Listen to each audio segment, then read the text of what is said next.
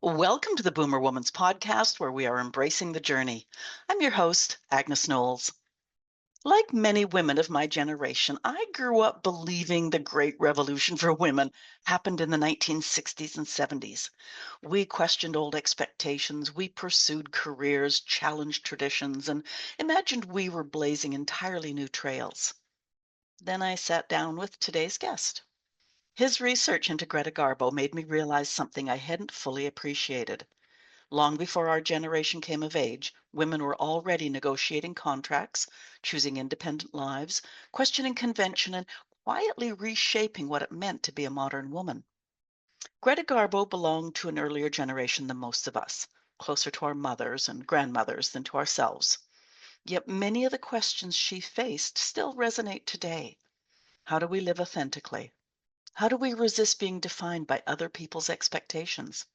And how do ordinary women change the course of history without always realizing they're doing it? What began as a conversation about one of Hollywood's greatest stars became something much larger. We talked about cultural change, photography, censorship, Taylor Swift, and the remarkable women who quietly moved society forward long before many of us thought the story began. It's a longer conversation than usual, and I chose to leave it largely intact because these ideas build on one another in ways I didn't want to interrupt. Listen now to my conversation with Scott Reisfield.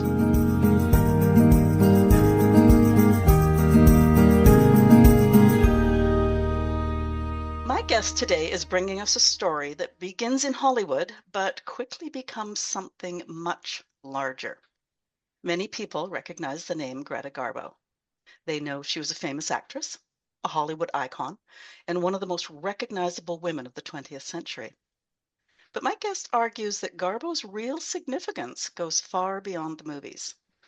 Long before feminism entered the mainstream, before women were routinely building careers, negotiating contracts, choosing independent lives, or questioning traditional expectations, Greta Garbo was portraying women who did exactly those things. Scott's book, Greta Garbo and the Rise of the Modern Woman, explores how one woman helped reflect and perhaps accelerate a cultural shift that continues to shape women's lives today. And there is one more fascinating connection. Greta Garbo wasn't simply an historical figure he chose to study. She was his great aunt. Scott Reisfield, welcome to the Boomer Woman's podcast, where we are embracing the journey. Thank you, Agnes. I look forward to this conversation. I'm glad you do because I am really excited about it. Now, for listeners who know the name, not necessarily the story, who was Greta Garbo and what made her first stand out from other actresses of her era? Yeah, she was an actress, and I think for a lot of people, that's all they know. She's a name. Maybe they kind of know it's about photographs, but because her last film was in 1941, they're not sort of aware of her career and her impact. So she arrived in the United States in 1925. She had been trained at the Royal Dramatic Theatre Academy, which was a fantastic theater school in Stockholm, Sweden. She'd appeared on stage and she'd appeared in two European movies. MGM had seen her in her first movie and thought she was uh, worth bringing to the United States, that she had potential. Uh, and what happened is because she had a naturalistic acting style, which was not common, it was more of a vaudevillian style of acting in the silent era. Uh, she connected with the audience. They thought they could read her thoughts.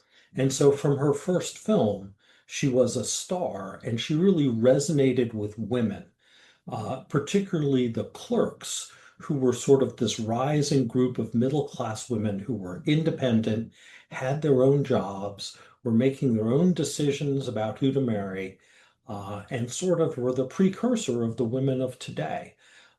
They had the right to vote because that had already been achieved, but they were still working on everything else.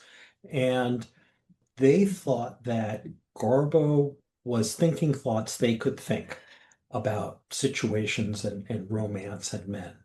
And then while she was a star in in silent films, with the arrival of sound, she became, by far and away the largest star on the planet. The only parallel I can come up with for a modern person is Taylor Swift. She was like Taylor Swift 100 years ago. So you also say that women recognize themselves in her. Is that what you mean by like, she was larger than life? She was that independent woman. These women were just starting that whole process. Yes, and so women's stories, coming out of the Victorian era where women literally did not appear in public often. If you look at photographs of cities from 1880, there are no women, or very few women. It's only with the end of the Victorian era transformation into the modern that women are now uh, viewed as equal in many ways, though not always. And so these stories had started about, typically a young woman comes from the farm, moves to New York, gets a job, falls in love with the wrong guy, then falls in love with the right guy, and there's your story. And it started in magazine serials, and then it moved into film. And so these stories were being told, but when Garbo was part of telling them, they had more impact. They were more believable. Uh, Instead of seeing a woman living her life on the screen, you felt like you were in the room with her. It was just a remarkable difference. And for someone today looking at, modern film, this is what actors try to do in many films. Not all films. I mean, like a Wes Anderson film doesn't really try to be real. But in those films where the idea is to render for the audience a real person in celluloid, that's what Garbo was doing kind of first. I'm going to get this question out of the way early on. Were there misconceptions that people had about her? Now we're back then. Probably back then, because she was ahead of her time. I don't want to say too much more because we're going to get into it, but Sure. It's interesting because she arrived and her two European movies had not yet been shown in the United States. So if 1,000 people had seen her on a film, 990 of them having, careers in Hollywood, that would be a lot. I mean, she just wasn't known. Louis B. Mayer saw her in her first film, Josta Berling, wanted to hire her because he saw her naturalistic skill and he thought he could make her a star. That's what his daughter said. He said about her, I can make her a star. So she arrives and she goes into her first film. And I did a lot of this I didn't know until I researched it. I mean, I knew the person and I knew a couple of things, but it was the research that really unveiled a lot of this. So she goes into her first film, Torrent, and her co-star is Ricardo Cortez, who's just been promoted to star level. So he thinks this is his film and he's working, and all the executives are coming down to watch Garbo. And she's getting everybody's attention, and he starts to get upset that he's not the star, and he demands equal star treatment to Garbo. And she doesn't really understand all this because it's happening in English. And uh, she's just trying to make a movie, though she kind of figures it out. But she is also in this film Torrent creating the character. She actually wrote home she was surprised that the director wasn't helping her frame out the interiority of the character. She had to make it up herself, which kind of shows the difference that she was addressing in terms of how you make films. But I think that the right word is awe. the people in the business who saw her, it was sort of this, oh, you can do it this way. I use a quote in my book from Louise Brooks, which I'll paraphrase because I'm not reading it, but she said, everyone in Hollywood was looking at the rushes from this film and wondering how she could create this from what was really kind of a second-rate story. She was just creating this person, and everybody watching it was just amazed that that was possible. Okay, you asked for clarification on my question. Are Yeah, there misconceptions today about Garbo? yes, there are. And I think a lot of it is due to the fact that, she stopped working in 1941.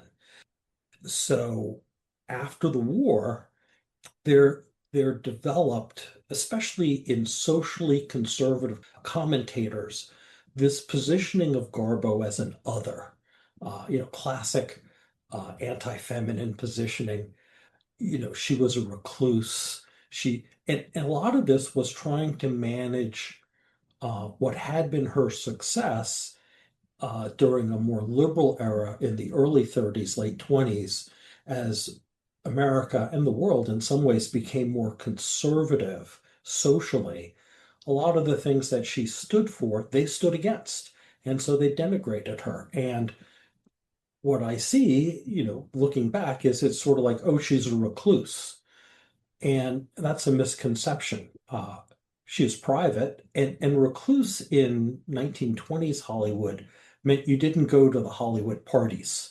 There was sort of a party circuit that you went to and you got publicity for it. And there were, 20 relatively good-sized stars who didn't play that game, and she was one of them. And they were the recluses. So it's used differently than sort of the standard psychological recluse, like a Howard Hughes. So I find these articles in the 1950s and 60s to a degree where someone like Walter Winchell is calling her a recluse, and 2 pages later she's at some party hotspot, with some guy, and so there's this positioning of her which is profitable, like for the paparazzi. It's interesting reading about paparazzi talking about their business. They're like, well, when we just take a picture of someone, the paper pays us, $15. When we tell the story of someone that we've created, well, now it's $1,000. So they're all into the story business. And that's the Garbo story. And at the time, she wasn't doing interviews. She wasn't making films. So she wasn't public in that sort of media, we're doing stuff for you to buy kind of way. Um, but one of the things I actually realized this rather late, you know, she did her MGM portraits, through 1941, and then, she did some portraits around a project she tried to do in 1948, 49. But she did portrait photography through the 60s with relatively good photographers, and she knew they'd be released, and there was no project. So she was still curating her image, even when she wasn't actively releasing a film. Okay, we are going to get deep into the cultural influence, but I want to talk about your own connection just for a moment. She was your great aunt. Yeah. How did that family relationship influence your interest in her story? Well, it did because maybe I wouldn't have taken the time to know about her if she wasn't part of my family. When she passed away, there was a fake biography that came out. I mean, it was just horribly fake.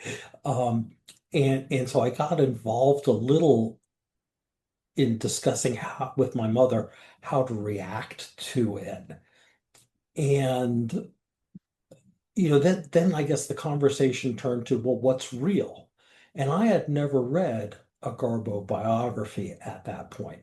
So I read one, and it wasn't very helpful because it didn't show me the person I knew.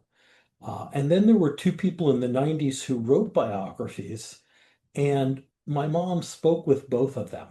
She didn't want to do an interview, but she didn't, she wanted to help them not make huge mistakes.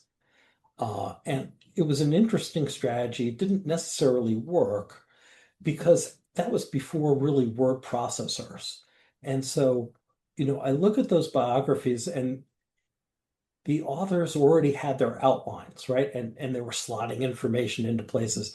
And then she tosses in this hand grenade of, well, this isn't right and this isn't right. And they didn't have the tools to adjust their story other than going back and starting from scratch. And what I realize as a writer now is it's almost impossible to do because you got your advance and you have your timetable, and there just isn't an extra 6 months to rebuild the whole thing. Um, but I think it helped. But I think what I got out of all that was that the story had never really been told right. And some of it was for some of the male authors, just out and out misogyny. They couldn't believe that she could have done this as a woman, right? So it had to be luck or some other outside factor. There's a relatively recent biographer who wrote, um, was she really an actress or just a marvelous presence? And I'm like, did you read any of her coworkers' quotes? It's just sort of like, how much work did you actually do in writing this book? So, to me, a lot of, I do have some inside information, and there are things I knew to know to look for, right? Sometimes it helps, even if you don't know why your mom says this is true. She says this is true, so you chase it down.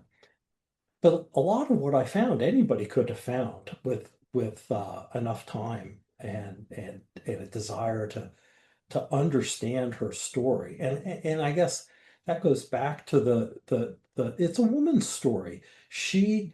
If you look at the women who transformed the lives of women in the first half of the 20th century, Garbo's one of 10, maybe even as small as five of the women who did the most to transform it.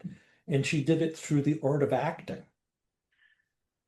So unfortunately, apparently publishers don't have a classification called almost sort of a biography. No, they don't. I want to say this, though. I think to do this biography right, I had to go back and really try to find the primary source for everything. And a lot of the biographers were making an honest effort. I mean, I don't think they were trying to do a bad job. They were making an honest effort, and they assumed that a book that was written in the 50s or a magazine article that was written in the 30s had to be correct. And even in the 30s, people were making stuff up about Garbo. And the example I like to use is somebody wrote an interview, or maybe it was written as if she was writing a Kaj Gint, telling the story of her childhood with Garbo.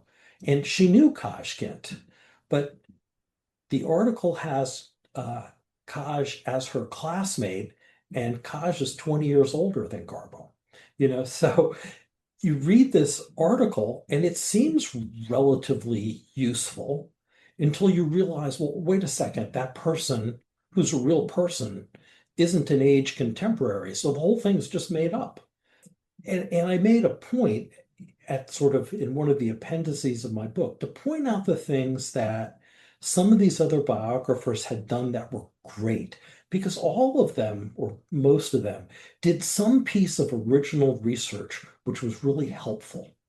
And so in isolation, you know, it's just one piece of their story, and maybe I don't like the rest of their story, but they were trying to do, and it's hard to do a good biography of a subject where there's a confusing array of information, where you've got to figure out what's the true uh, line through this, and what's stuff that has just been tossed in. And in Hollywood in the 20s and 30s, the Hollywood writers had no qualms about making stuff up if they couldn't get an actual interview. Oh dear.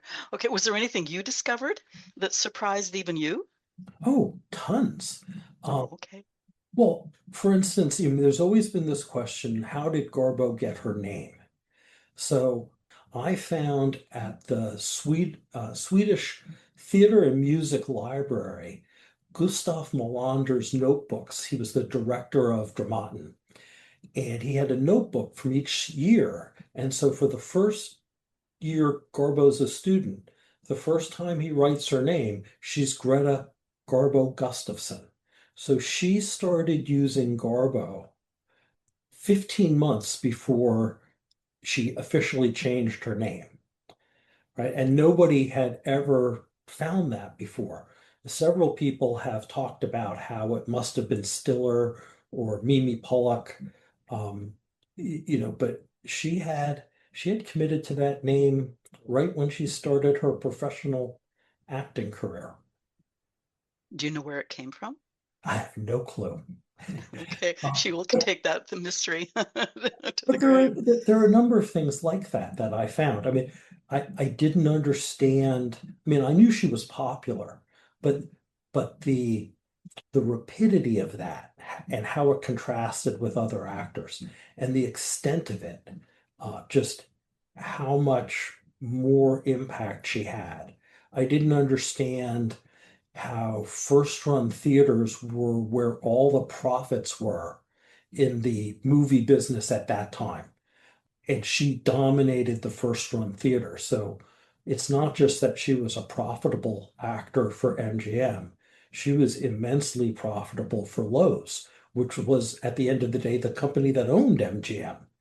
Um, so it's sort of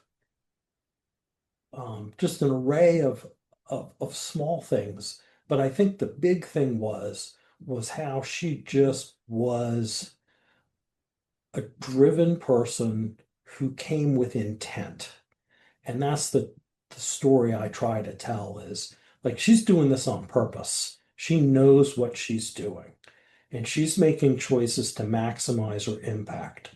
When she can go back to Europe and make films, and she probably would have had a lot more control, she chose to stay at MGM because Hollywood had more impact.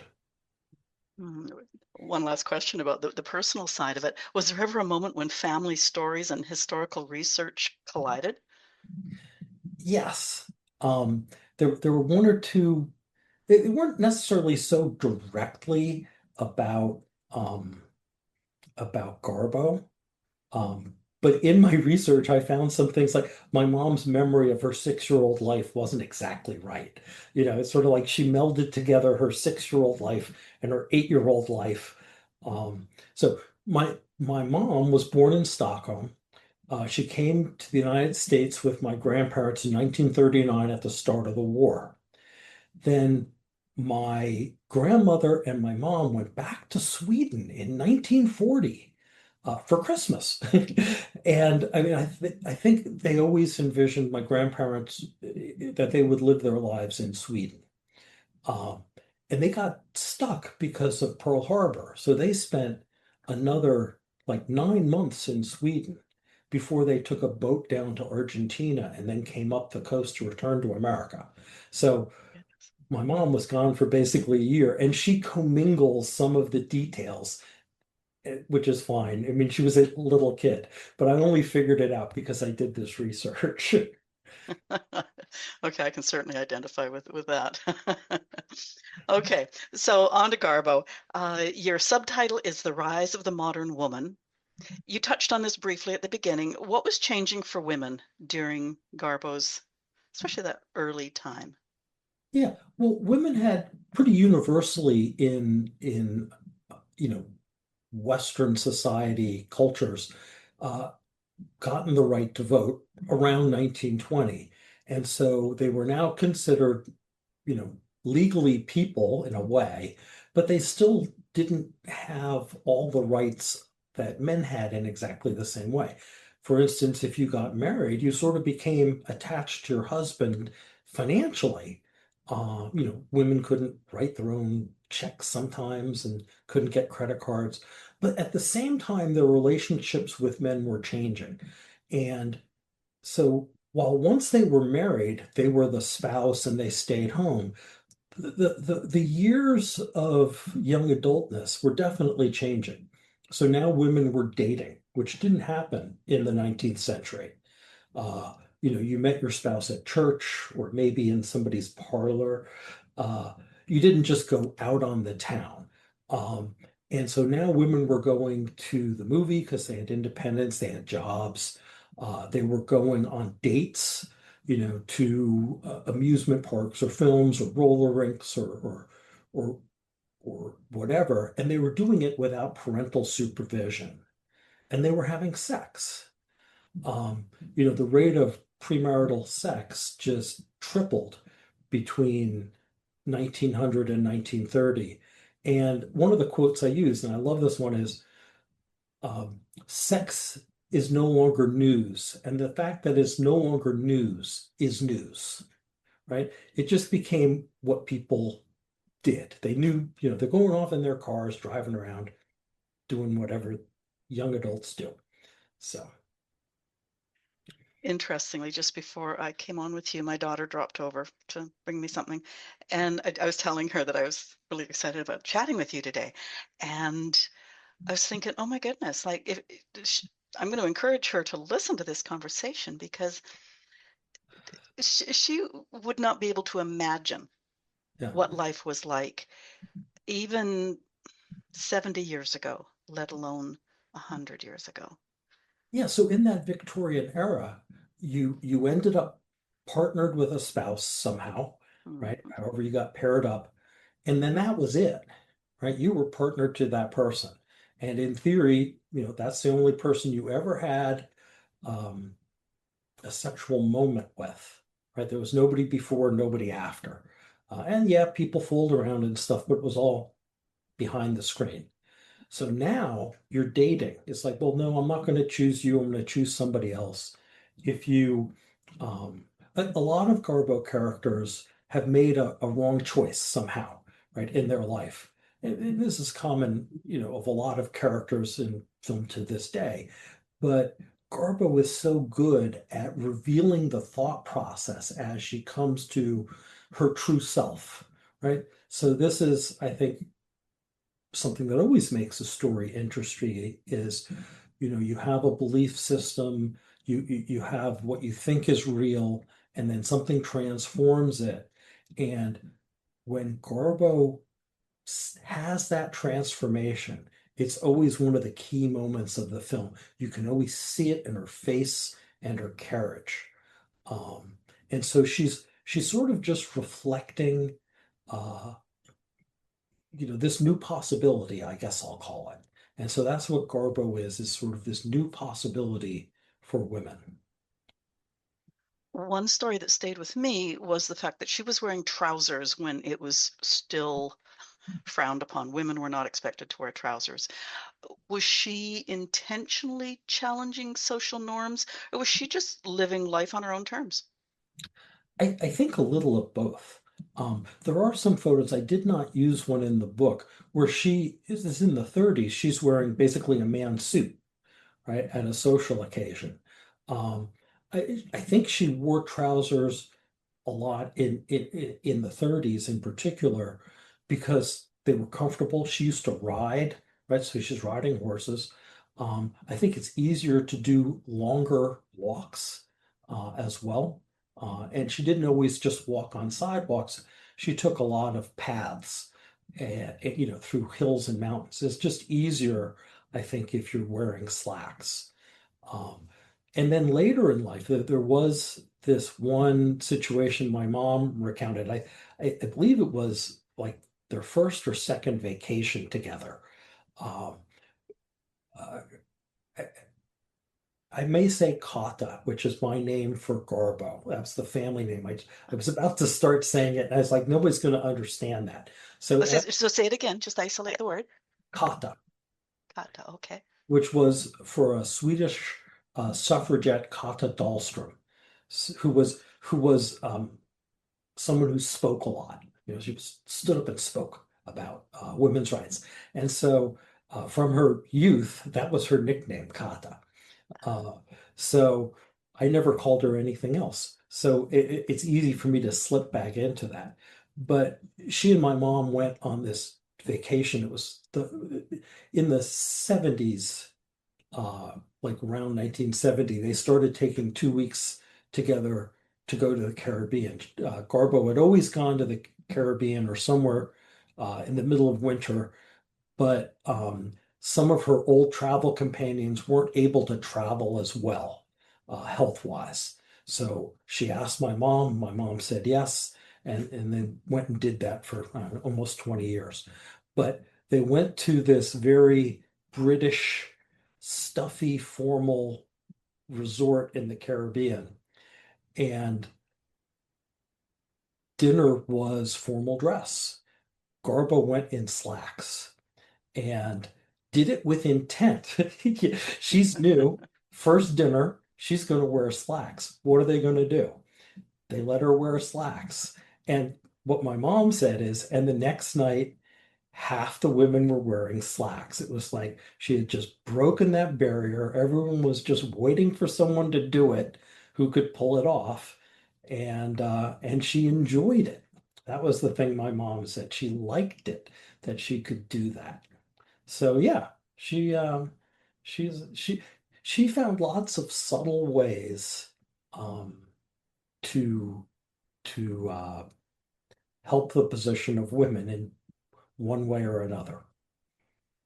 The reason I love that story is because I graduated university in the mid 70s and I decided that black slacks, high heels, a white shirt, and a white tie was far more stylish, better looking. I don't know what the word was.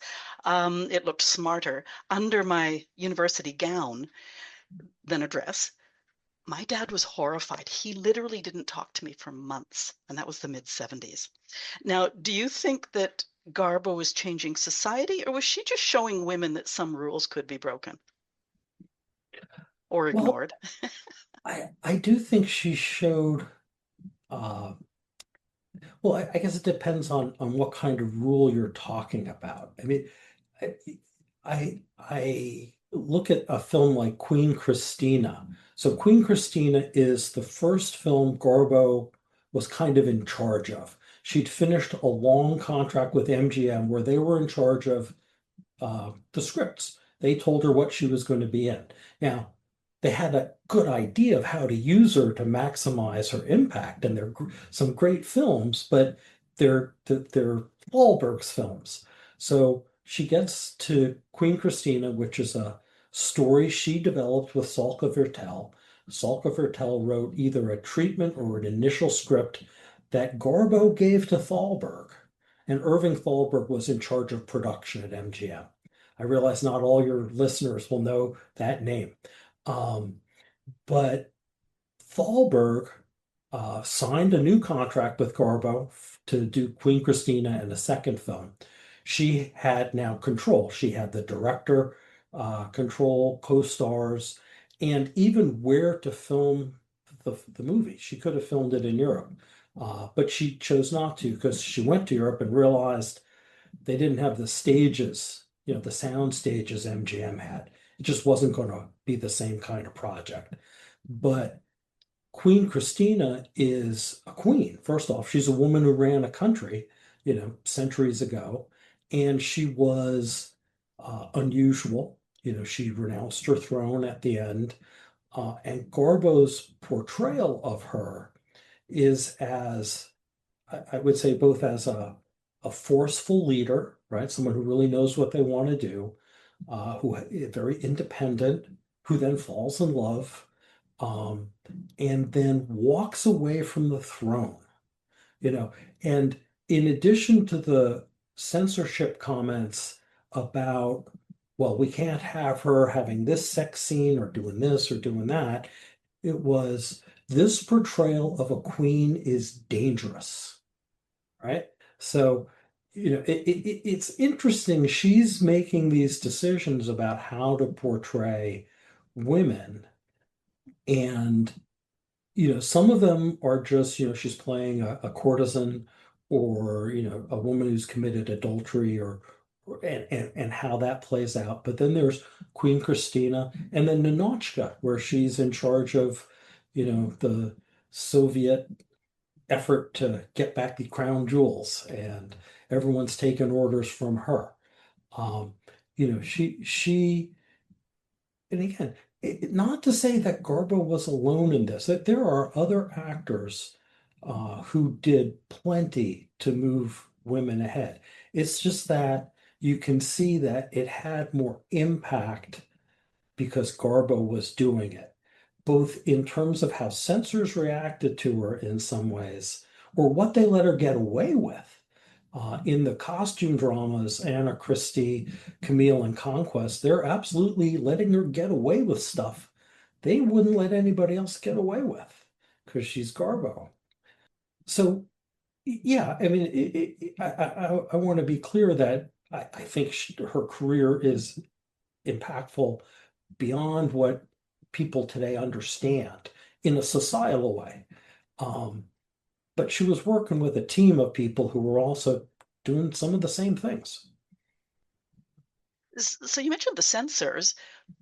I guess it's one of the ways that it hits home because if any of the roles she played, I'm sorry, the characters, I suppose, the strength of those characters, if that had been rewritten in the male version, there wouldn't have been any raised eyebrows at all. Right. And, a lot of the battles she was fighting then are actually battles women are confronted with today in a suddenly more socially conservative environment. It's the same thing. But yeah, the things she was doing, if the character had been written male, maybe it wouldn't have even been that interesting and worth making a movie of. Yeah, because she chose complex, like she purposely chose complex female characters. Is that right? Yeah, and they spent a lot of time developing the films. A lot of actors are making in the 30s 3 films a year. Garbo's making a film a year. She's really deliberately creating projects. These are projects that spend a year in pre-production often. It took a year to create Conquest. There's no other film from that era, or very few. I mean, I wouldn't say there's no other film, but there are very few films where the pre-production takes that long. And sometimes when it does, like Gone with the Wind, it's because it's a confused pre-production. Whereas in Garbo films, it's just assembling all the pieces and running through it to get it perfect or as close to perfect as you can. My point of view is from Queen Christina on, Garbo tried to create great art in every film, and she hit on 4 out of 7. If I remember correctly, she had several set twos, shall we say, with MGM. Was Wages one of them? Yeah, but it was a combination. So it's interesting. Carbo, had um, the ability to arrive at a point in a negotiation without having revealed all her cards. And maybe sometimes it was a bit underhanded in the sense that when she arrived in the United States in July of 1925, uh, she had a letter of intent for a 5-year contract. And she basically let them know that she didn't want to do a 5-year contract and she didn't have to because she'd been underage when she signed that letter, which she knew when she signed it. It wasn't like she didn't know what she was doing. Uh, and she wanted a 1-year contract. Her sister was sick. She had leukemia. She would die, within 2 years. Um, she didn't want to stay in America. She wanted to see what it was like and then decide, right?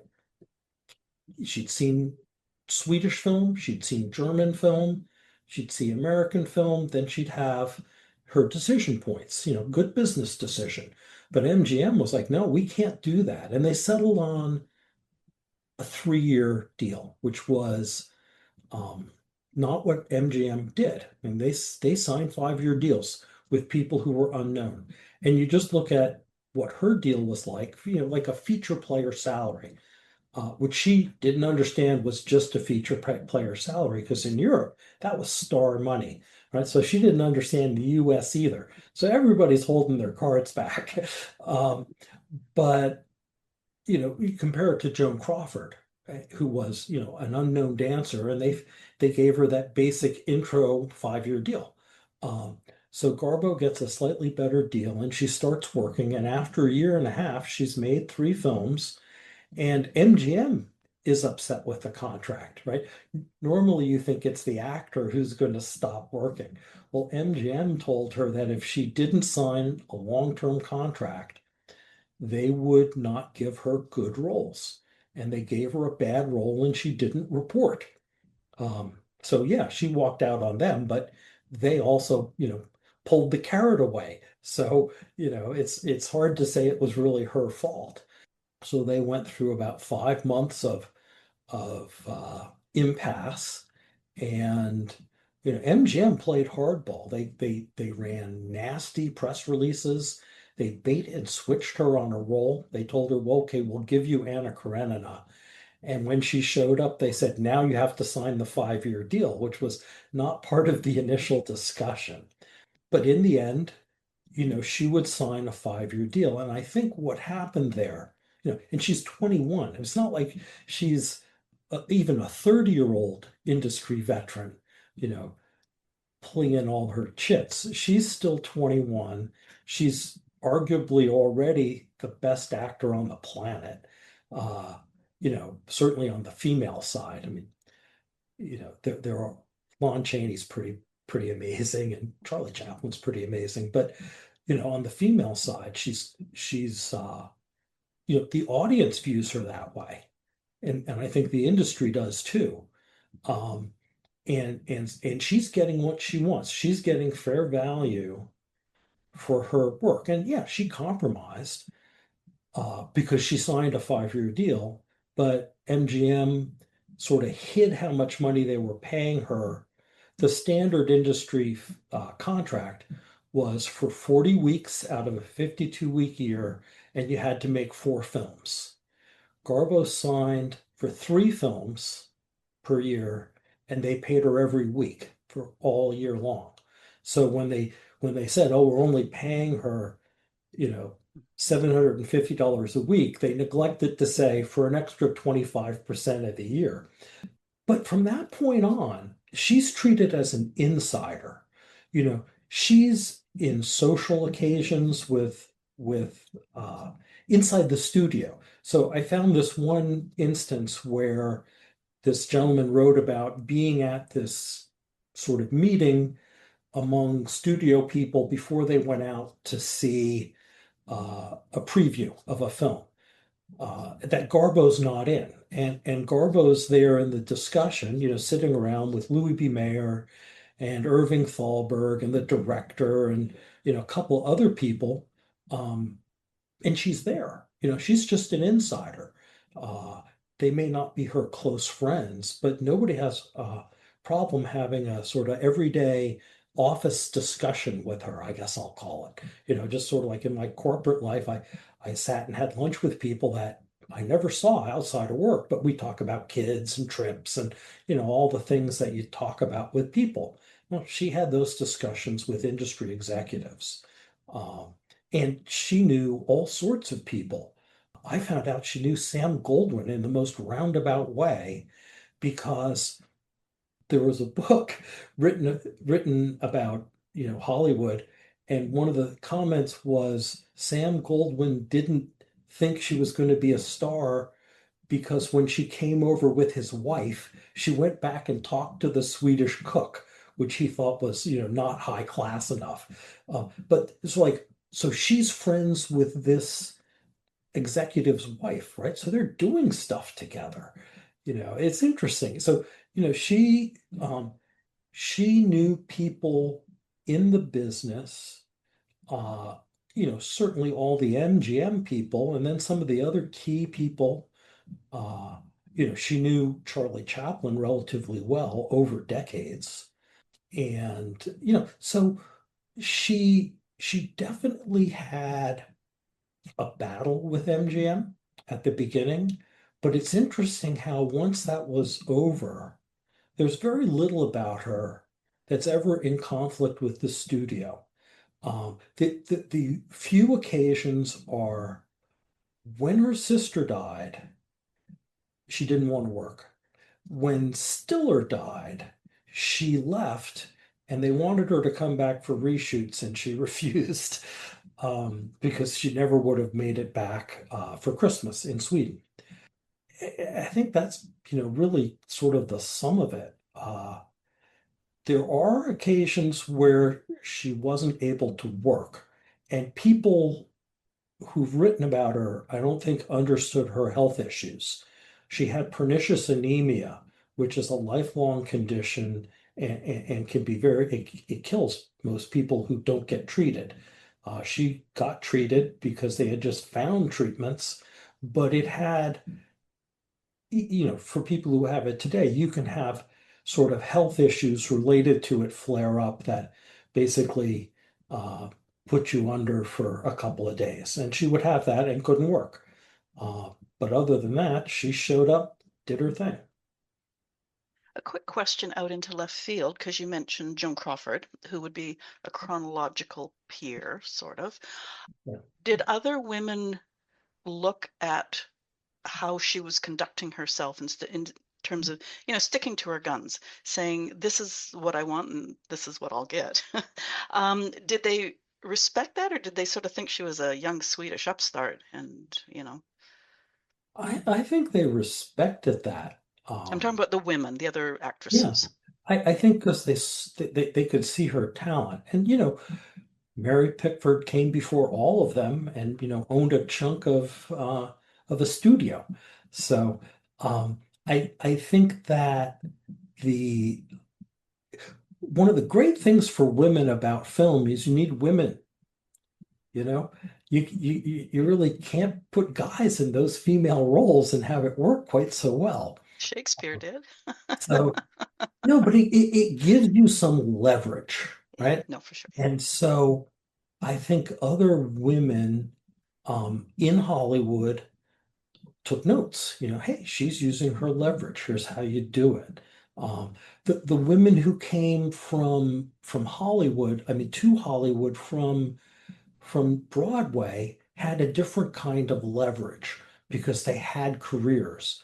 I think it was this studio practice of finding unknown people and throwing them against the wall. I mean, they would sign people to these 5-year contracts, and it was really 1 year with 4 1-year options.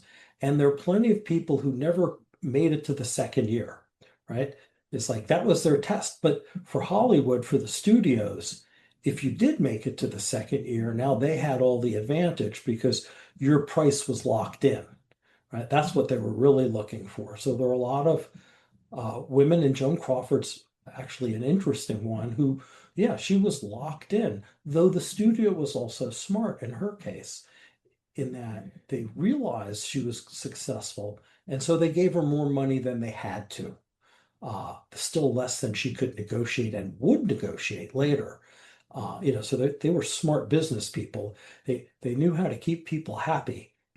But I think that well, maybe three things. One is in a technical acting sense, a lot of women who were in the business just went to school. How do you do this? I mean, Joan Crawford did not start as an actor. She worked to become an actor, and she did.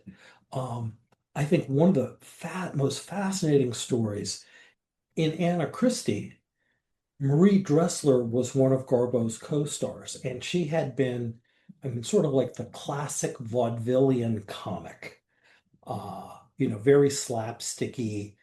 And she came into this role, and they did some rehearsals, which Garbo didn't really usually do, because they were adjusting to the sound acting style.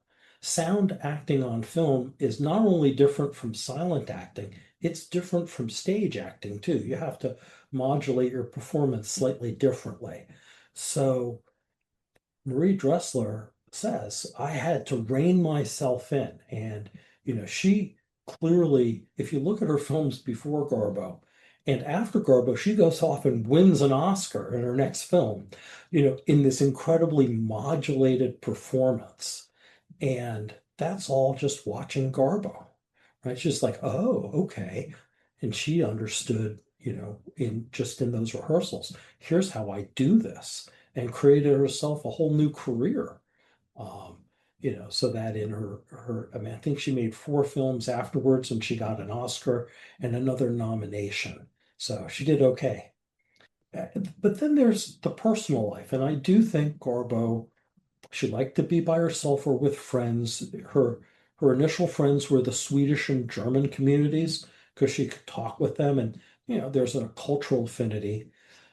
She did have American friends. I mean, she dated John Gilbert and she socialized with the group there. But she's kind of an intellectual, and not everybody in Hollywood's an intellectual. So she sort of gravitated to this more intellectual circle or set of circles because it's more than one group, some of whom are in Hollywood, some of whom are like astronomers or musicians. Edmund Wilson, who the observatory in Los Angeles is named after, is one of her friends. They do things together. She's hanging out with famously Leopold Stokowski because they dated, but also Arnold Schoenberg is a friend of hers. So it's this interesting and eclectic intellectual mix that she's comfortable with. She's not comfortable going to sort of the showier Hollywood parties, often which have press associated with them because part of the point is to have the press see you there, though she would occasionally show up at those. So she had her normal sort of circles, 2 or 3 circles of people, and then she could literally randomly show up anywhere. So I'm going to move on to this whole censorship thing. It became one of the reasons, or at least you say it became one of the reasons that Garbo ultimately stopped making films. Can you go there? Sure. The last film she made, which was released in 1941, was called Two-Faced Woman. The script was approved by the PCA, but I found letters where the people in the censorship business, I called it the Catholic group, or the Breen group, um, very much wanted to assert more control. Joseph Breen had just retired from running the Production Code Administration, and they said, we've got to assert our control over Sherlock. These guys are letting too much through, and it is time for us to insert control. And that I know. Now, did they pick Two-Faced Woman with some kind of intent? I think so, but I can't prove it. But Melvyn Douglas, who was her co-star in Two-Faced Woman, had just finished a movie called The Chocolate Soldier with almost the same script for a different studio, and it had no censorship problems whatsoever. So then they make Two-Faced Woman. It gets condemned by the Legion of Decency. MGM agrees to edit it. It actually did okay, but then the war started. I mean, this all happened right as World War II was starting, Pearl Harbor. And Pearl Harbor reduced theater going for any film. It was a bad weekend, the weekend after Pearl Harbor, not the 7th, which was Sunday, but the 13th, nobody went to the theater. But Garbo then immediately signed to do another movie with MGM. She was going to make The Girl from Leningrad. She'd already been paid the advance. And then the man who was the producer, Bernie Hyman, died, had a heart attack. And partly the studios reacting to the war, they had this project they were committed to. Louis B. Mayer went to Garbo and said, I'm going to cancel the project. I'm not sure 100% why, but Garbo said, okay. He said, I'll pay you the rest. And Garbo said, no, I'm not doing the work. You don't have to pay me. So, so there's the first film, was one she was literally kind of getting ready to do. And it's a very feminist role. The Girl from Leningrad is about Russian nurses in the Finnish War, right? So she's on the front lines of a war doing war stuff. Um, and then there's a lot of projects that may or may not have really been considered by Garbo. It's sometimes hard to know, but there are certain projects that you know she was interested in. Both Katharine Hepburn and George Cukor tell the story of the three of them sitting with Louis B. Mayer, pitching him on the idea of making Morning Becomes Electra, which would have been fascinating. And Mayer turned him down. And I think it might have had censorship issues around the edges. A lot of it is you don't know what the script would have looked like. There are a number of stories where you can see a censorship problem or you can avoid a censorship problem depending on how you choose to spin your script. She was absolutely interested in making the picture of Dorian Gray, where she would play Dorian Gray, which is sort of gender bending. And she wanted to do Saint Joan, and the director wanted her, and this is during the war. George Bernard Shaw did not want Garbo; he wanted an unknown actress. So she was literally planning to meet the director to finalize stuff, and it got canceled. She signed to make a movie called Women of the Sea, which was loosely based on an actual story about a Norwegian freighter that was captained by Garbo, and an all-women crew, and sort of their interactions with the Germans during the war. And Garbo pulled out of that project, somewhat controversially, actually, among some of her friends, because she didn't think, I think that that kind of war story mattered anymore. Right? This is 1944. The tide has turned against the Germans. And so a story set earlier in the war where the Germans are ascendant, maybe you could question whether it would resonate. But she also didn't like the script because it had turned too much into a romance. And that was the official reason she turned it down. Then after the war, she signed to do a project on George Sand, who was a cross-dressing lesbian French writer. And I'll point out that when she signed to do George Sand, the Lavender Scare had just started. So Garbo's reaction to this sort of homosexual panic in Washington, D.C., is to sign to do a movie about a cross-dressing lesbian, right? So she does pick these projects with some intent, though that project morphed. I think they thought they could find a better story, and they picked Duchess de Langeais. And I don't know what the script looked like because they didn't really have one to start, though they had parts of one, enough to submit to the Production Code Administration. The Production Code Administration rejected their script. Um, they said that the script included an adultery where the book did not, so they felt no need to agree to include it, which is kind of how they got adultery and sex into the costume dramas. They said either it happened in the real life story or it happened in the famous book, so you have to include it. So here now it goes the other way. It's not in the book, so we don't have to include it. But then they had 11 pages of other specific comments of things they didn't like in the script. And so that film never got made. So censorship, was an issue there. It was also an issue. The other project I found was in 1955. Garbo signed to do a project called The Miracle, which had been got a Max Reinhardt play back in 1920, which is hugely successful, very religious play. And this was originally in the original conception of it was as a television special that would run on Easter every year. And it would have been the most expensive television production to that day, given the budget they were looking at. And the kind of seriousness this was going to have as a story was one of the two authors contemplated was Samuel Beckett, right? So if Beckett's writing your screenplay, it's not a lightweight story.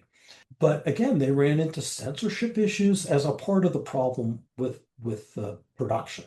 The producers had asked a Catholic priest associated with the production code, but not actually in the production code, you know, if this script would be okay. And he had issues with how they were portraying the nun and the situation. So it wasn't going to fly the way in a script that was very similar to the play the Catholic Church had loved in 1920, right? It just become a much more socially conservative environment.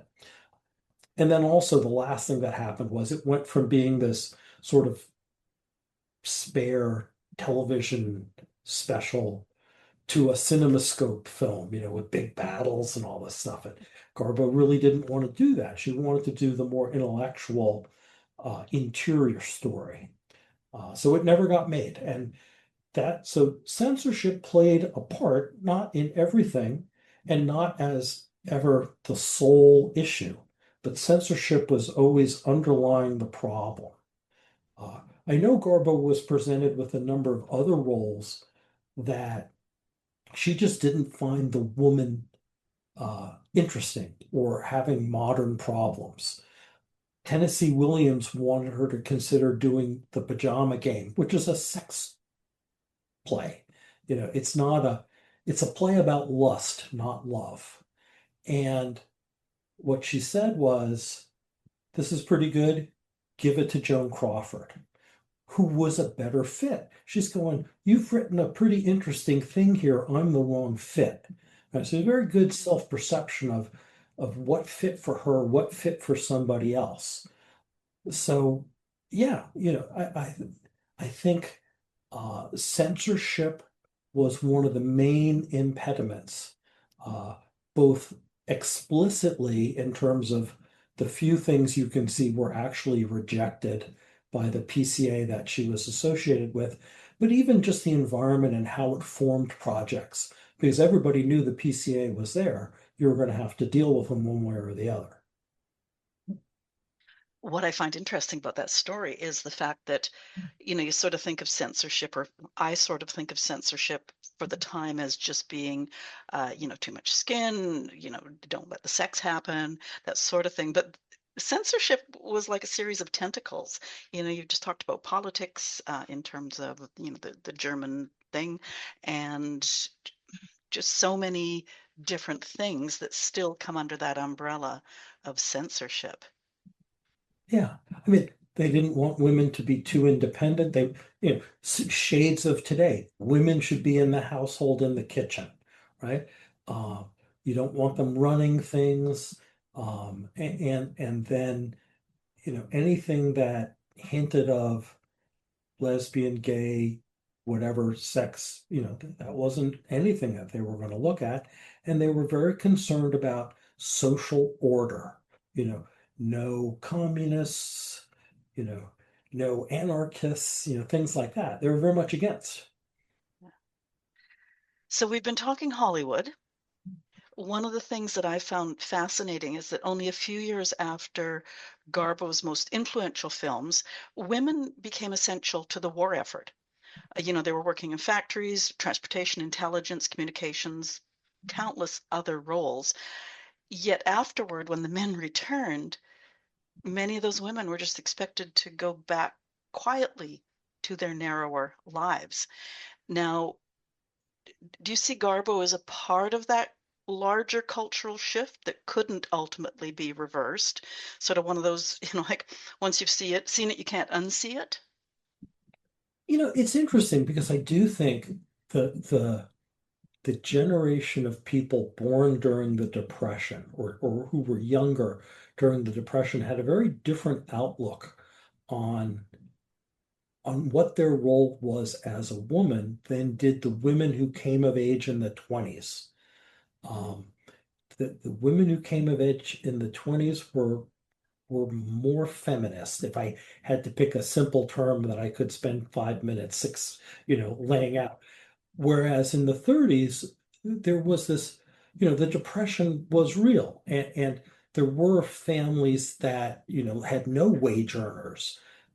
And so the idea that, well, at least get one wage earner, so the woman should stay at home, would resonate with people. I think, you know, when all these men came back from war, there was an understanding that they had, put their lives on the line.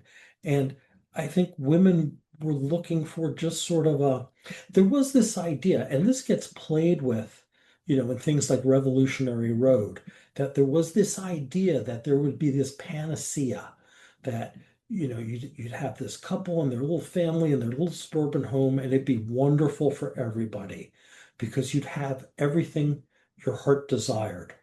And it turns out it was not sufficient, for women and quite frankly, for many men. And so, change has followed. But I think that the idea that all women bought into this, I don't think that's true. I think a lot of women did because, in the face of, the threat of nuclear annihilation and, all the recent history and trauma, the idea of this sort of safe family space held an emotional appeal. I don't think it did for Garbo necessarily, but I understand its societal sense. It just was a more conservative era. Uh, and it didn't last because it wasn't enough. The current era is more conservative because again, there are risks in the world. Income inequality has gone up. People don't feel like they can make it in America like their parents did. And for some people, the promise of these conservative values will fix everything is appealing. They won't because they never have. And some people will, lead what I would say are, everyday nuclear American family lives and be very happy. But the idea that that's the only way you could live, that hasn't stood up ever. And it won't now, and it didn't then. Do you think women like Garbo plant seeds that continue growing even during periods when society seems determined to turn the clock back? Well, yeah, and you can see that in how successful the revival of her movies were. In the 60s, they would show her films in theaters and they would play to houses like they were just released because they resonated. They're the same, issues being dealt with again a generation later. My idea is that if you went and released Garbo films in more traditional societies today, they would be a hit. Um, they wouldn't show their age at all. Okay, I'm going to take that as an invite because I never watch old films, but I will go find some Garbo films. Now, when you look at women today, where do you see Garbo's influence? Not necessarily directly, but as part of a long arc of women claiming more control over their own choices. And I ask this question because, as part of my research, I reached out to a long-term acquaintance who is Swedish, has lived there all her life, is still living there. I asked her thoughts about Garbo, and she said it was just it's too hard to answer compactly, I think was the impression I got. In Sweden, Garbo was just a household name, is what she said. So, what do you see as Garbo's influence today? Well, I will say women are more socially equal in Sweden than most countries, and maybe that's why. Ah, there we go. Okay. Um, but I think they're the key piece of it for me is sort of this legacy of someone who came before. I think women today quite reasonably look back for stories of women who sort of helped break the ice jam. right? How did this start? What did they do? How did they do it? Can I use them as a model? I read Sonia Purcell's book, The Woman of No Importance, and it was like, okay, yeah, this is actually the same kind of story. Here's this woman working as an undercover agent in World War II France and just running the show as a woman. And no one thought she could do it because, well, she's a woman, right? So it can't be done. And I think that, for a woman today, it's a long road. A lot of what women can do today flow from the Industrial Revolution. Back in the agricultural era, it took a couple to run a farm, right? You had laundry day, right? Not, well, toss it in and I'll come back down when the spin cycle's over. So to a degree, the modern world has freed women from what were 150 years ago, I'll say, basic tasks that somebody needed to do and they did them. There was this split between the house and the field that actually made sense, in the economy of that time. Well, that economy's gone for the most part. Um, and unfortunately for men, all the mechanization that freed up the work we used to do just got replaced by extra work, right? So, all the accounting some guy used to have to do by hand that now gets done by a computer that so I have a story. I did this report working for this company and they gave me this printout of numbers and I had to turn it into a report. And I said to my boss's boss, my boss's boss's boss, I said, if you could get the computer guy to generate this as a little routine, I wouldn't have to spend a day every month writing this report. It would take me an hour. And his response was, when I had your job, I did it by hand. I don't see why you can't. It's like, but yeah, but the tools are there. We could be doing more work, but it'd be the same kind of work, unfortunately. It wouldn't be liberating different work. They would just assign me another project. But for women, it's been transformative. And I think that's something that people sometimes miss is that, yeah, the world has been transformed. The economic structure has been transformed in a way that's a great advantage for women. It frees them to be full participants in society as if they were men, if they choose to be, or they can do whatever they want. And that how that but okay, once that happens, how do you actually live that life? How do you make that transformation? Who took those steps? Who did something? Who showed people how? And I think, for Garbo, the tricky part is while she was doing it, I think she realized, I've never had this conversation, this is truly conjecture on my part, but she was an intelligent woman, that she realized if she spoke on it, it would take away the power of what she was doing, right? She just showed. Because there were people who would always argue with her, right? But she didn't give them a chance to argue. She just did it. So I think that's what's interesting about her today. When I see women today going, show me the stories of women, and they don't, the the stories of the women who did the computing for Apollo, who happen to also be Black, hidden figures. It's the same kind of story. It's people given an opportunity to use their skills to do things. And I think Garbo shows a way that's possible for women and how it was done a century ago. And that's why I think it's an appealing story. And the fact that it's been buried, right, is sort of just the misogyny of the post-war era. And it's there to be rediscovered. And that's what my book, I hope, does.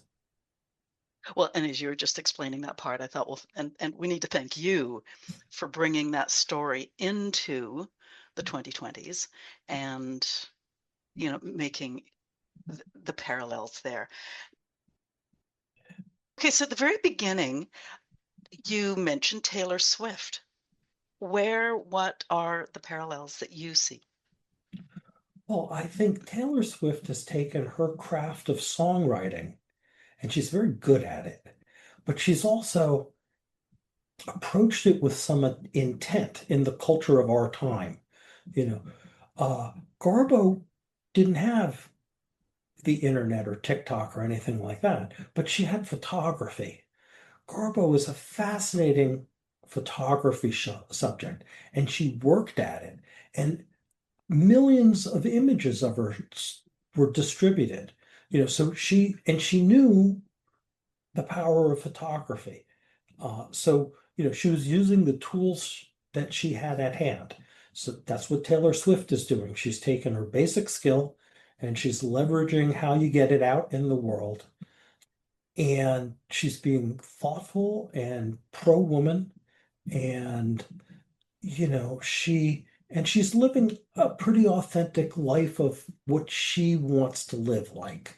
And I think that, everyone will bitch about everybody's life choices, I guess. But, she unapologetically has made her choices and is living them. And, she's pretty happy with it as far as I can see. And I think, there's the parallel, very similar life and approach. So many women today are asking themselves which expectations they still want to keep and which they're ready to leave behind. I'm not quite clear from what you've said whether that's a question Garbo spent her life answering or whether it wasn't even, it'd be sort of a moot point. I guess maybe more of a moot point. Especially in the modern world, there's more things to do than time. So you pick what you like. And I think, when she got to a point where she couldn't make the films she wanted, she chose not to make second-rate films or films that were off point for her. She sent a telegram back to somebody once, no murders, no mamas. Uh, she had just been proposed as a role in sort of a noir film where she was the murderess, and then also proposed for a film where she was the matriarch of an extended Swedish family, right? The film was I Remember Mama. It's a very nice, sweet film. It's not a Garbo role, right?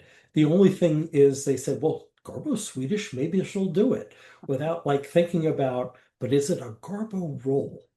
And so, yeah, and when film ended for her, she had her friends, she had her interests, she traveled.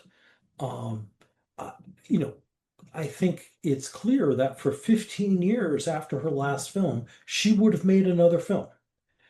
The 10 years after that, I don't know, because I haven't seen contracts like I did for 1955. I think there probably was a lessening interest. People asked her to do ads. Um, I don't think she was interested in ads, though she found one hilarious.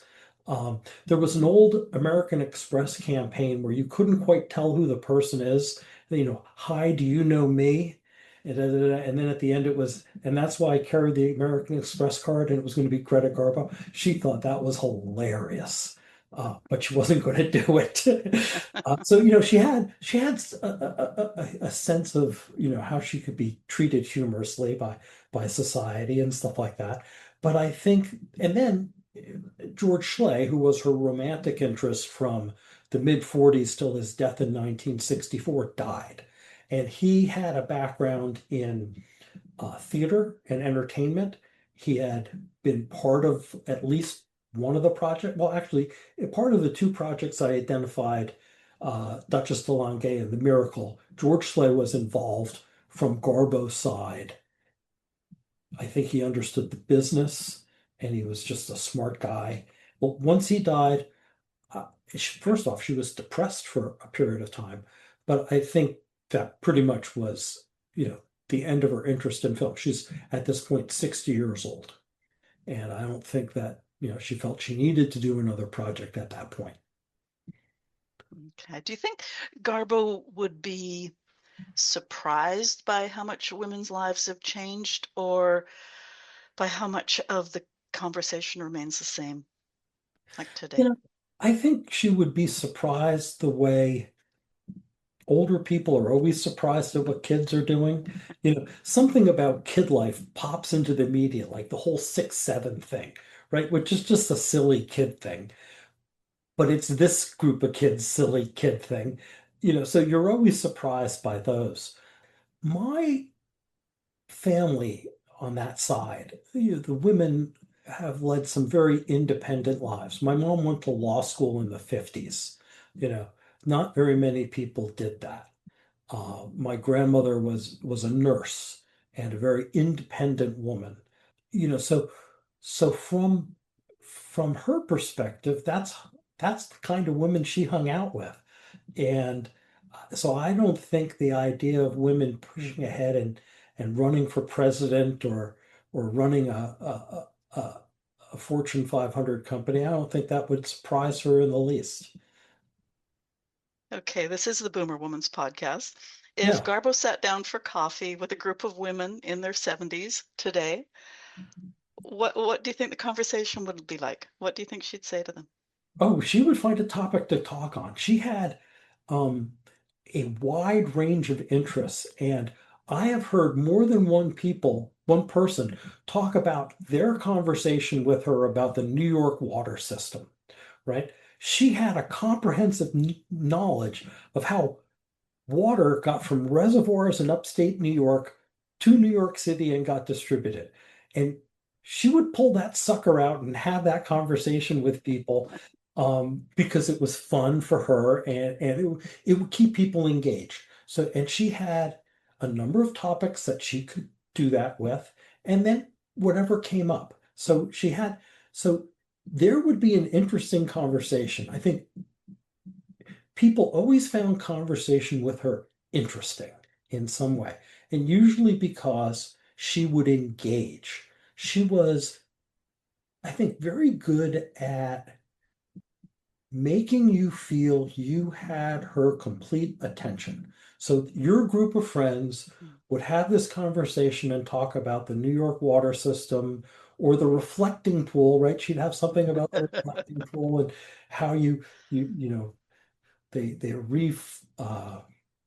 painting it or whatever, or her trip to Vancouver. She was in Vancouver at one point in time. On her way to Hollywood, she went through uh, Banff and Vancouver and Victoria before dropping down to Hollywood. She And would she tell didn't give me a you, call. no, she did not. It's sad. No, but she would tell you Victoria in 1925. I remember these five things, right? And she would tell you about all Victoria. And I think your friends would walk away and go, she was fascinating. Okay. Now, do you think Garbo would be pleased that we still talk about her, or do you think she'd wonder why we weren't paying more attention to the millions of ordinary women who quietly helped change the world?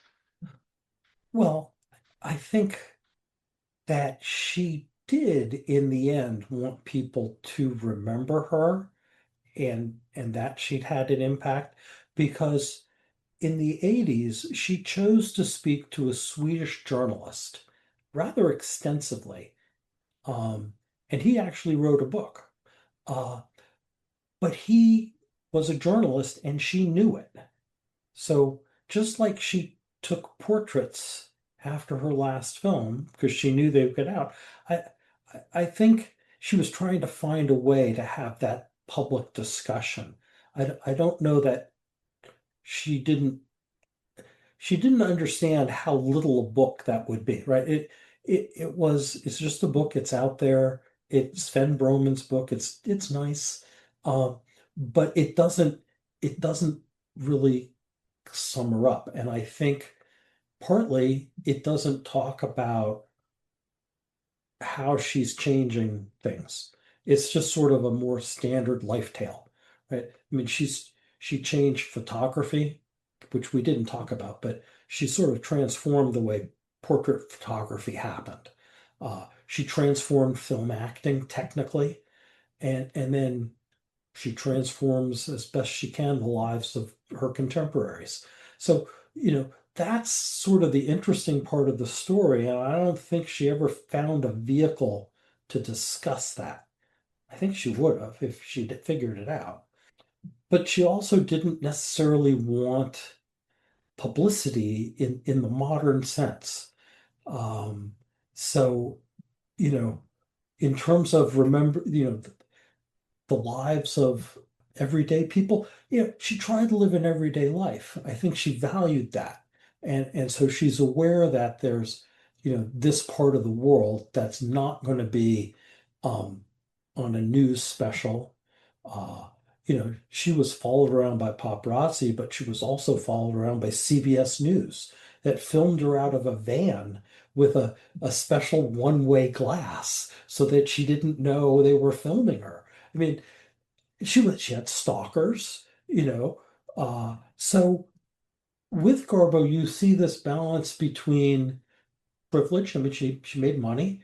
She had friends. She could get in anywhere she wanted to get in. But at the same time, she cooks for herself. She walks the streets of New York without a bodyguard. I only found one instance where she ever hired a bodyguard, and that was to protect herself from the press on a train. So she's trying in a world where many celebrities live in a cocoon today where their specialness is so obvious, right? Here she is trying to be every day. So yeah, I think she would want both. She would want both people to remember her because she was very proud, I think, of her accomplishments, but also to realize success for her would have been the improvement in the position and condition of everyday women, right? So, of course, she'd want everyday women to also have progressed. Okay, so my having just listened to you, my grandson will never forgive me if I don't ask how she changed portrait photographer. Oh, okay, For photography, sorry. sure. Portrait photography was very static uh, to the extent that some people were literally locked into frames so they didn't move.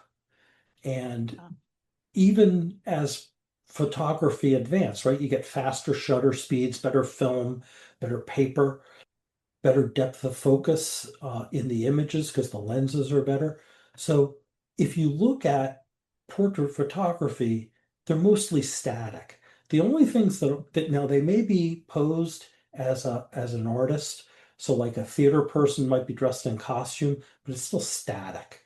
The only photography that's really capturing emotion is a number of photographers were taking photos of modern dance, right? So they would go to the beach where there's a lot of light and the dancers would dance. And Isadora Duncan said, well, I think that Arnold Gentha captures the emotion I'm trying to express in his photographs.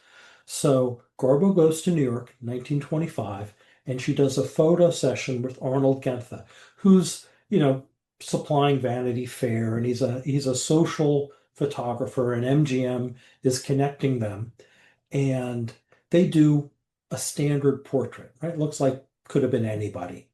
Then a week later, she comes back and they do nine startlingly different portraits. She's showing emotion. She's wearing just this black drape. You don't even realize it's the same garment because it's shown different ways. She's being very expressive. She's being caught sort of in motion. She's sort of communicating to the viewer with the minimal intermediation of the photographer. And then she comes back 3 days later and does it again. They do three more portraits that are sort of in between. She's still emotive, but it's a lot more contained. And so these sort of portraits, nobody's doing this. And in fact, Gentha goes back to just making standard portraits after that. But what Gentha is doing with Garbo is what the MGM photographers will start to do with Garbo, especially Ruth Harriet Louise, who she starts working with there. And That's Richard Avedon. Richard Avedon is just doing what Garbo and Genthe did in 1925 when he revolutionizes fashion photography.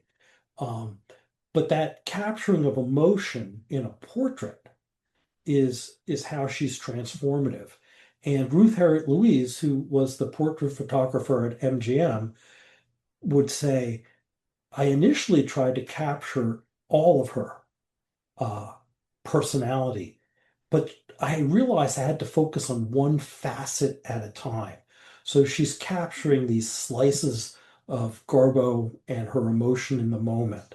And that's what's transformative as opposed to, stuff that came out of the pictorialist tradition. So originally with photography, everything was slow and expensive. So they would try to take a picture of somebody as a portrait to mimic a painted portrait, and they would put the accoutrements of their life around them, right? So if they were a doctor, there might be some medical stuff to try to give you that context. And they were serious, right? That was the thing. Um, so with Garbo, it's just this click. It's what's happening this instant. And with Garbo, because she's doing eventually hundreds of these for a film, it's, well, which image do you want of Garbo? We have hundreds. So, but that transformation to which a lot of the Hollywood photography, in the late 20s, so Hollywood actors were of two groups. One group hated photography and tried to get in and out as quickly as they could and did not use it uh, in an active way as a tool. The studio used whatever photos they got as how they marketed the actor.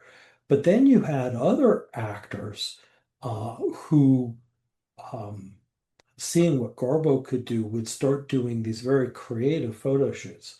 And some of them, especially when Harrell arrived and had a more realistic approach, you got people who before that hadn't necessarily done great portraits, doing these just stellar portrait shoots where you could really capture an instant of their lives really clearly.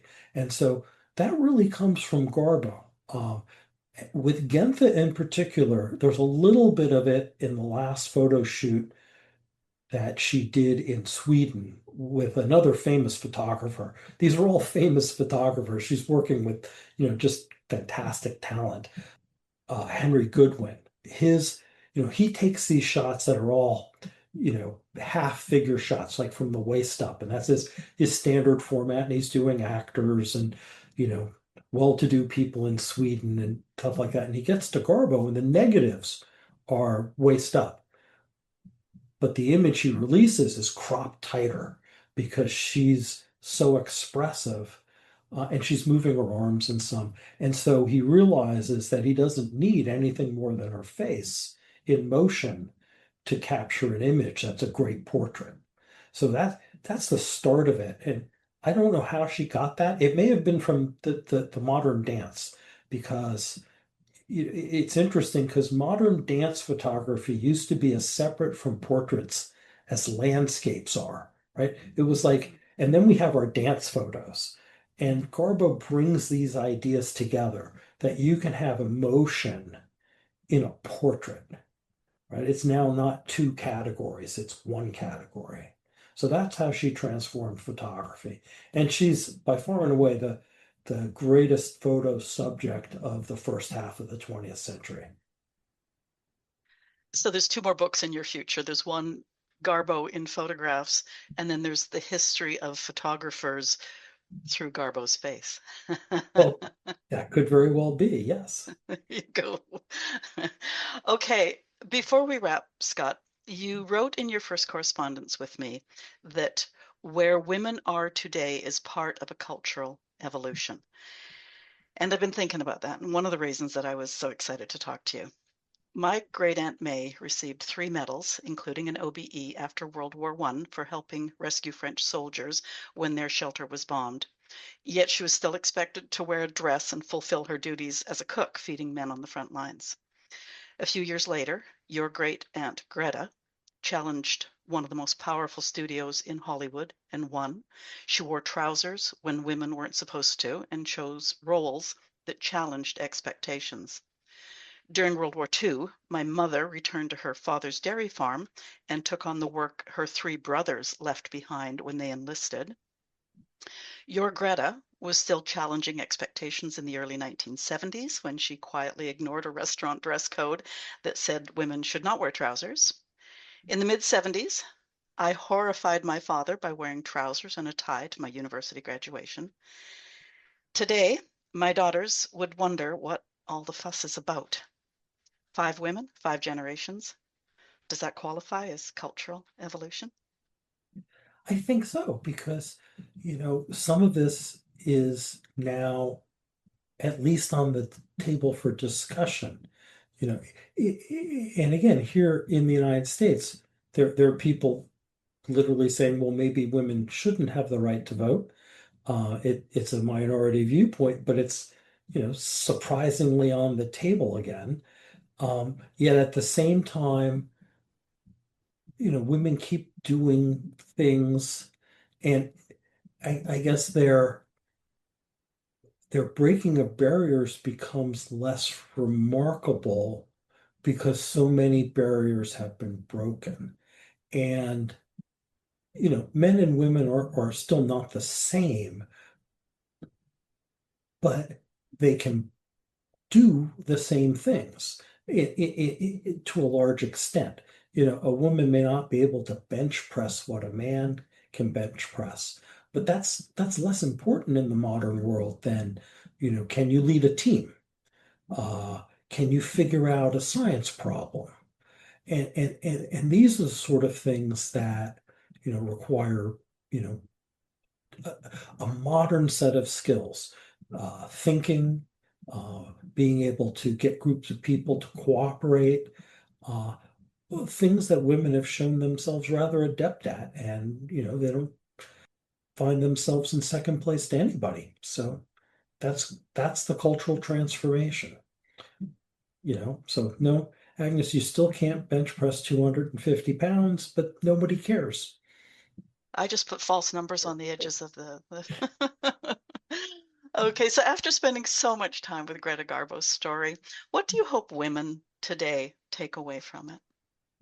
Well, I hope they feel that, the challenges they face are part of a wave of challenges that started maybe 150 years ago with the modern age, and that women, and Garbo's one of them, but not alone, have been dealing with these and pushing the marble ahead.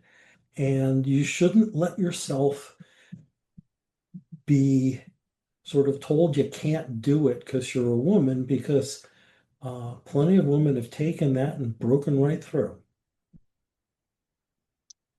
I needed to leave a pregnant pause. Where do we find you on the World Wide Web? Sure. I'm just at www.scottreisfield.com. Okay. And there's a bit of social, I think I saw on your profile, is there? Yeah, I'm on Facebook and Instagram, but I'm not. I mean, I go to these things, but I'm not the most active person on either platform. I do post to the Garbo Facebook groups sometimes, and have that interaction. I'm active on Reddit, but not that much. So I use social media, but I'm not a big uh, social media presence, and don't necessarily uh, worry about how many followers I have, I guess is the thing. Yeah, yeah. So So there's actually Garbo Facebook groups? yes, in Facebook, there are 4 or 5 Garbo Facebook groups. The Garbo Appreciation Society, Garbo Forever, Miss Garbo, and now I can't remember the fourth one, and then there's a Swedish one. Uh, so, Goodness. so Okay, maybe I'll look up some links there then. And if you search Greta Garbo in the Facebook header, you can find them. They're easy to yeah. find because I found them. I didn't know they existed a year ago. Oh, okay. And where do we find the book? Greta Garbo and the Rise of the Modern Woman. Yeah, you can get it at any bookstore. If it's not in stock, they can order it because it's through Ingram, as the distributor, which is pretty universal. And then at any of the online retailers, the Amazons, Barnes and Nobles, Kobo's, uh, all of the online platforms have the book. It's available as a hardcover, a large format. That's the other thing. You can ask your library to bring it in. They'll probably buy the large format and then you can just borrow it from the library. It's a paperback and also an ebook. Okay. I've been so thrilled to talk to you today. Can I ask you a personal question before we close? Sure. Yeah. Now, you spent years researching one remarkable woman. How did that experience affect the way you understand the women in your own family? Huh. Well, I think that I married a pretty independent woman, so there wasn't that much to learn from that. But I think I realized that, my perception, this is totally subjective, that Garbo didn't speak out publicly as much because as a woman, it was easier to let her actions speak for herself. And I do think women often feel that is the case, that if you raise your hand and stand up and speak, you're going to get some misogynistic idiot who'll take a shot at you. And it's probably true.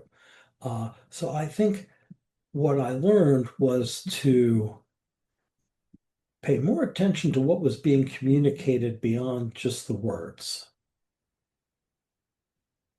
Okay, I left the gap there. I wasn't sure if you were going to continue on. No, that was it. Okay, thank you. Now, your website link is in the show notes. All of the links that we've talked about are on your page at our website.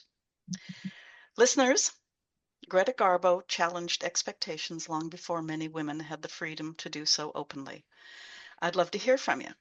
Have you ever made a choice that went against what others expected of you? Was there a moment when you decided to live life on your own terms? Share your thoughts in the comments. If you know a woman who's creating her own next chapter, questioning old assumptions, or finding the courage to do things her own way, please share this episode with her. These conversations grow because listeners like you pass them along. If this is your first visit to the Boomer Woman's podcast, I invite you to follow the show. Every week we explore stories, ideas, and conversations that help women navigate life after 60 with curiosity, confidence, and possibility. Scott Reisfield, thank you for being my guest today and for helping us look beyond the Hollywood legend to discover the woman behind the image. Your research has given us a fascinating lens on independence, identity, and the choices women make when they decide to live life on their own terms. I appreciate you sharing both your knowledge and your passion with us today. So thank you. Thanks for having me as a guest. This was very enjoyable. Have a great rest of the week.